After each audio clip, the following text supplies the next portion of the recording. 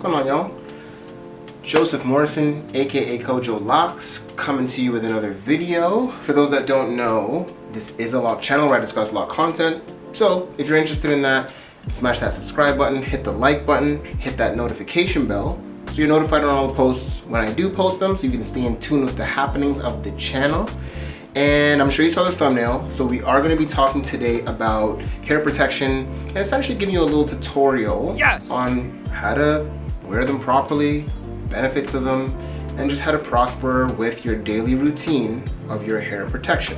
Now specifically what we're going to talk about today are the DURAG and the bonnet. Okay, so those are your two staples that you're going to be using, whether you're a starter locker or if you're a mature locker. Those are two things that you're going to be using on a daily basis, especially at night, but even just around the house, or for some of you bold ones that wear it out, kudos to you. But this is just to kind of give you a little overview of how to properly put it on, things to think about or things that maybe you haven't thought about in regards to your DURAG or your bonnet, and just kind of giving you a seamless transition into wearing it on a daily basis, and you know, so you don't have anything to worry about. So that being said, I'm gonna jump right into it today. I'm not gonna waste your time. We're gonna get right into the nitty gritty. All right, let's do it. Come on. All right, so we're talking about the DURAG and the bonnet. Now, what are the purpose for wearing these things? The main purpose is to protect your hair, especially if you're a starter locker. You're trying to protect the hair so that it can start that locking process, and you don't want to do anything to disrupt that locking process. Now, obviously when you sleep at night, your head goes on a pillow, and that can potentially ruin the locking process, especially if you don't have a silk and satin pillowcase. So you want to make sure you're wearing your DURAG to protect your hair, protect your comb coils or your interlocks, whatever kind of lock start you went with, to make sure that over time that locking process can continue. Now the bonnet, very similar. You're protecting your hair as you sleep, or you're protecting your hair through the day as you're maybe laying on your couch or hanging out at home. But the difference with the bonnet and the DURAG is the DURAG is a little more form-fitting to the head, kind of compresses the hair to be honest, but in a safe way. And the bonnet is that same silk or satin material, but it's looser on the hair. So for someone who's a mature locker or has longer locks or locks that are already fully formed, you can just kind of wear the bonnet, and it's easier transition. It's an easier thing to put on at night or in the day or whatever the case may be, just to protect your locks as you go on, well, with your day or going to sleep. Now, as we talk about these things, I'm sure you're probably well aware if you're a starter locker or if you are a mature locker. So you've got your silk and or satin DURAG, and you've got your silk and or satin bonnet. Now the reason why I recommend this fabric of silk and satin, I'm sure you already know, but the main reason is that it is a fabric that's not going to pull on your hair. It's not going to pull your hairs out of their parted sections or any type of unwanted manipulation. They don't do any of that. It's silk, so it's just going to kind of rub against the hair. It's not going to moisture wick any of the oils out of your hair or moisture wick any of the moisture out of your hair like something like cotton would do. So it's just a very, very safe fabric that you want to use. And if you're actually looking into getting a pillowcase, you can get a pillowcase that's silk and satin. And not only is it going to be good for your hair, but it's going to be good for your skin too. So you get a little added bonus with that. Now, let's get into the tutorial. I just want to make sure you're putting on your DURAG the best way possible and protecting those locks in the process. Now, the first thing you want to do is think about how your locks are going to look in the morning. Now, when you put your DURAG on your head and then take it off in the morning, well, your locks are going to be formed or sitting the way that you left them tied down at night. So that being said, you want to put your locks kind of in the position that you want to wake up with them in, and that's if you have starter locks or if you have mature locks. But I guess I'm more so talking to the starter lockers here. So let's say for me, I kind of like parting it to the side just like this a little bit. So I'll pull it over to the side, and I guess we'll jump right into that tutorial now. So you have your DURAG, right? You want to, when you're putting it over your head, I like to go to the side. So because I'm parting mine this way, I'm going to put that DURAG over my hair. And now once it's over my hair, you want to make sure, and this is a big part, so you see this middle part right here, this little ribbed section? Now there's two sides of it. So one side, you'll feel it, it's kind of ribbed and it kind of pokes out. So you don't want this side to be against your locks, or you don't want to have the DURAG flipped over. So you want to make sure this ribbed side is on the outside so it's not getting into your locks, or it's not going to put a part down the middle of your locks when you wake up. So you want to make sure that it's the other side, and this side's a lot more flush and a lot more seamless. So essentially, you wanna make sure that that's the side that's actually against your hair. What I do is I'll put it over my hair, or I'll put it on top of my head, and then I'll just kind of feel my locks to see what direction they're going in. Great, it's going in the direction that I want it to be. So then from there, I'll take my two ends, put them around the back, just like that. So now I'm gonna kind of pull on it. It's gonna go around the back. Now, if you have longer locks, this is where, let's say you have starter locks, or if you started your starter locks at a longer length, your hair might go a little bit longer than what this do-rag is. So for me, I have high top locks. I'll just show you what that looks like. So I have high top locks, right? So I don't have any locks down here, but if you have a full set of starter locks, your locks are gonna start down here. So you wanna consider that also when you're putting your do-rag on your head. So that being said, when I get around the back, if you have longer locks, you're gonna wanna make sure you kind of tuck them up in the back so that you're not cutting it off with this part here. So you're just gonna go around the back like that, come back around the front. Now this is where I like to kind of make sure that everything is where I want it to be. And for me also, if you have locks in the front, so I don't know if you can see this, but this is actually a lock right here. So you wanna make sure it's up and out of the way so that when you come back around the front, you're not, you're not putting a line in any locks, because if you do cover a lock with this part here that you're making the loop with, you're gonna wake up and you're gonna start to have that little line in your locks, and that's gonna start to form over time. You don't want that.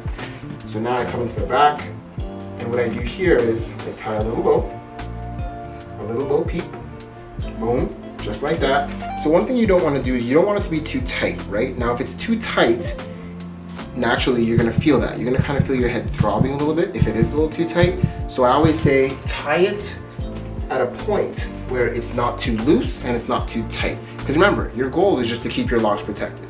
So as long as you're doing that, you don't need to tie it super tight, right? You want to still be comfortable enough to fall asleep, especially if you're someone like myself who doesn't really like things tied to my body as I'm going to sleep. So that being said, now I'm all secured, I have my loop tied. Now what you want to do is take your little, what I call the Batman cape, and you're just going to pull it down. So what that's going to do is just secure the locks on top. So now you're good to go. Now, here's the interesting part. Now you got this little Batman cape, right? You can leave it, it's not really a big deal, but I personally like it to be out of the way. I don't want to feel anything on my neck. I just want it to be a seamless situation that I don't have to think about. So what I do is, I'll grab it like this. I'll make a couple loops. 1, 2, 3, 4, right? And then I'll take the band, I'll tuck one side in, both sides, just like that. So I don't feel it on the back of my neck, especially now that it's kind of warmer weather. You don't want to be having some silk just sitting on the back of your neck. Not that comfy. But the good thing is now it's out of the way, your locks are protected, right? Bada boom, bada bing. And you're good to go to sleep.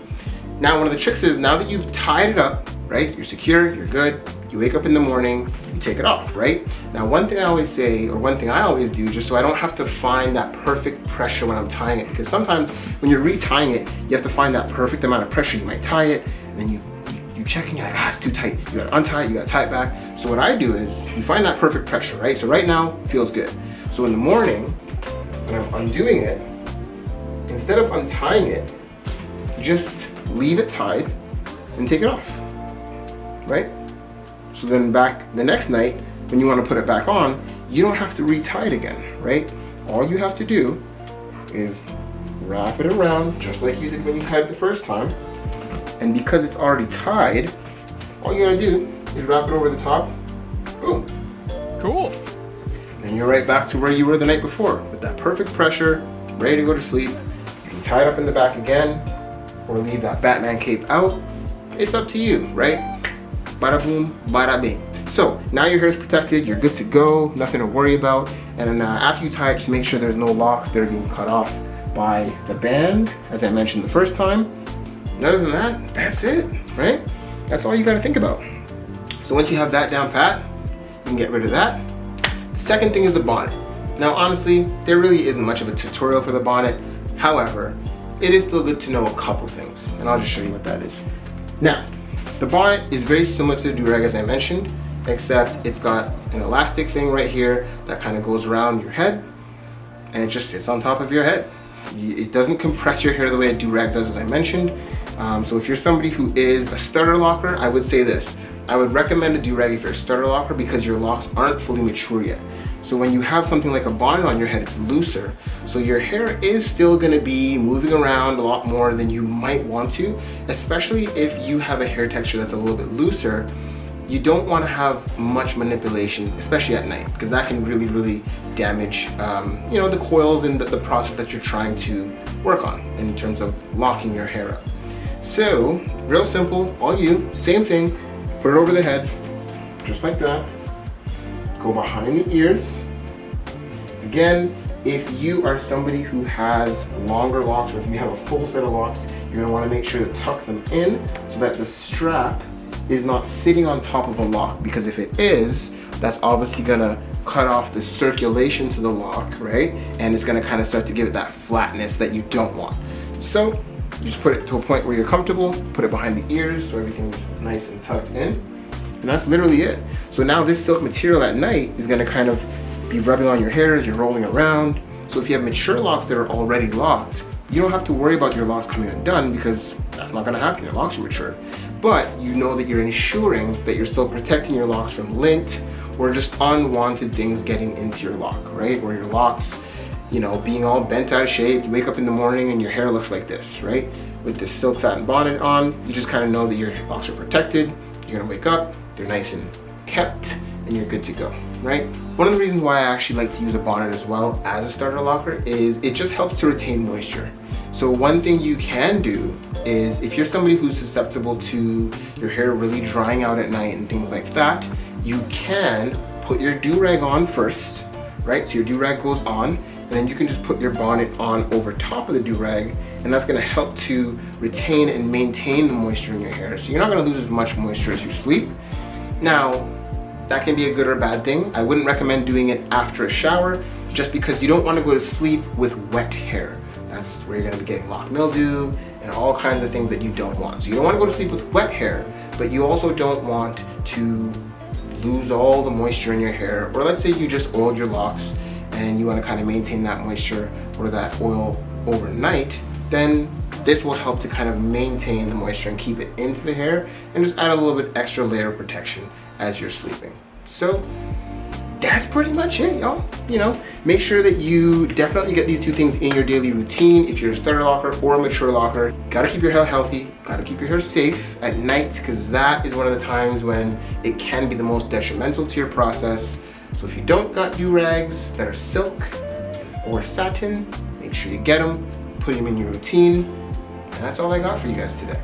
If you have any questions or comments, feel free to leave them down below in the comment section. I'd love to answer any questions or be a part of any conversations you all want to start.